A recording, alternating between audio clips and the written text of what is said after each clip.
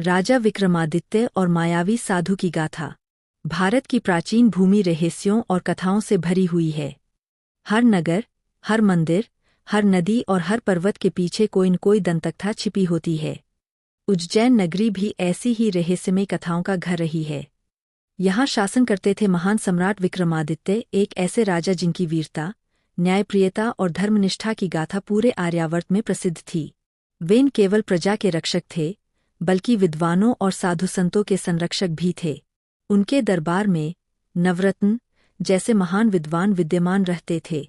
प्रजा उन्हें भगवान के समान मानती थी और वे स्वयं भी हमेशा धर्म के मार्ग पर चलते थे।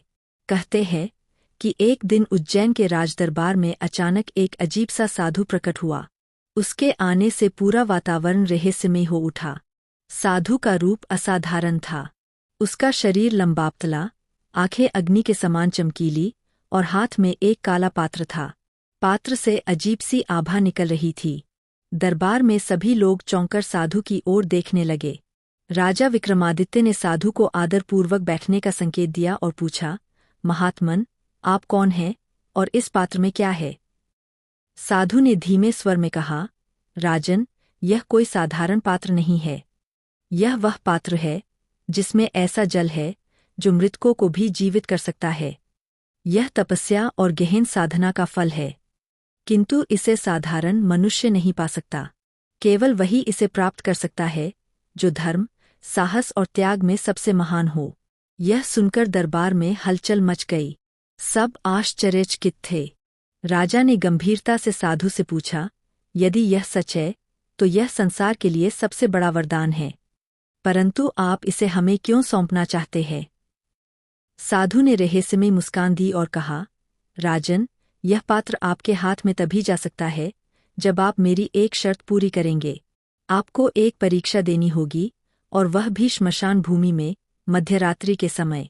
वहाँ आपके साहस, धर्म और विवेक की परीक्षा होगी। यदि आप सफल हुए तो यह पात्र आपका होगा। यदि असफल हुए तो आपकी आत्मा सदास्ता के लिए भटक जाएगी। साधु के शब्दों ने पूरे दरबार में सन्नाटा फैला दिया। परंतु विक्रमादित्य तो निर्भीक राजा थे। वे मृत्यु से भी नहीं डरते थे। उन्होंने दृढ़ स्वर में उत्तर दिया, महात्मन, यदि यह मेरे धर्म और प्रजा के कल्याण के लिए है तो मैं हर परीक्षा देने को तैयार हूँ। दिन बीतते बीतते वह घड़ी भी आ गई। अमावस्या की रात थी। आकाश में बादल छाए थे।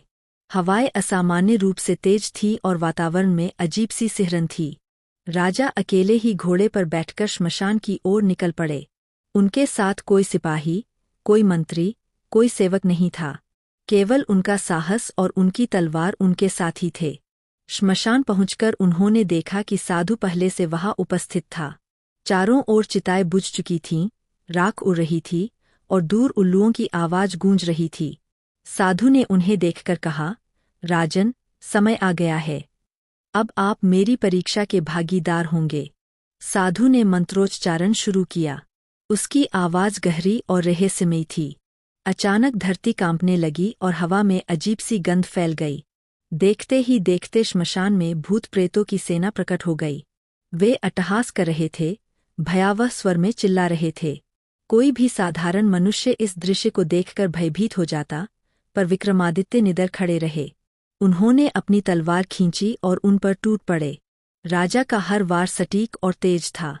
भूत प्रेतों की सेना उन्हें रोकने की कोशिश करती रही, परंतु उनका साहस अपराजेय था। कुछ देर में पूरा श्मशान प्रेतों की चीखों से गूंज उठा। राजा हर वार को बेअसर कर देते और हर हमले का जवाब तलवार से देते। साधु यह सब देखकर मुस्कुरा रहा था, मानो यही परीक्षा का पहला चरण था। अंत में साधु ने अपना त्रिशूल उठाया और बोला, राजन, अब अंतिम परीक्षा है। देखो, उस चिता पर एक शव पड़ा है। यदि तुम सच में योग्य हो तो इस त्रिशूल को पकड़ो और उस शव पर प्रहार करो। राजा ने चिता की ओर देखा। वहां सचमुच एक शव पड़ा था, परंतु जैसे ही वे पास पहुंचे, अचानक वह शव हिलने लगा और फिर जोर से हंस पड़ा। उसकी हंसी इतनी विचित्र थी कि वातावरण गूंज उठा। राजा चौकन्ने होकर खड़े हो गए। शव ने अपनी आंखें खोली और बोला, राजन, मैं कोई साधारण शव नहीं हूँ। मैं हूँ वेताल। यदि तुम मुझे उठाकर इस साधु के पास ले जाओगे तो मैं बार बार तुमसे प्रश्न पूछूंगा। यदि तुमने प्रश्न का उत्तर दिया तो फिर उसी पेड़ पर लौट जाऊंगा। यदि तुम चुप रहे तो मैं तुम्हारा सेवक बन जाऊंगा, पर यदि तुमने झूठ बोला तो तुम्हारा अंत निश्चित है। राजा विक्रमादित्य ने बिना डरे वेताल को अपने कंधे पर उठाया और साधु की ओर चल पड़े। वेताल ने चलते चलते प्रश्न पूछना शुरू किया। हर प्रश्न एक रहस्यमयी पहेली थी, कभी धर्म की, कभी न्याय की, कभी जीवन मरण की। राजा हर बार सच्चा उत्तर देते और वेताल हंसकर वापस पेड़ पर जा बैठता। लेकिन राजा भी दृढ़ निश्चयी थे। वे बार बार वेताल को उठाते और रास्ता तय करते। कई बार यह क्रम चला। हर बार वेताल नई कथा सुनाता और अंत में राजा से निर्णय पूछता।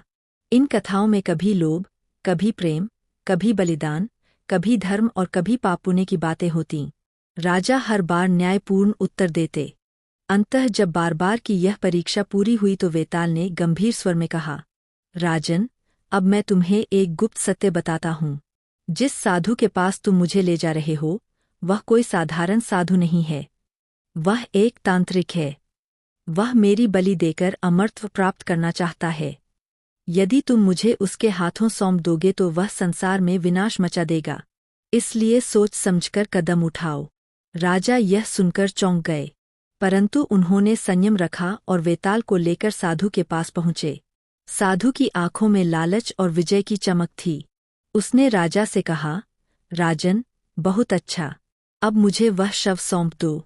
परंतु विक्रमादित्य ने तुरंत अपनी तलवार खींच ली और कहा, दुष्ट, तूने धर्म के नाम पर छल किया है।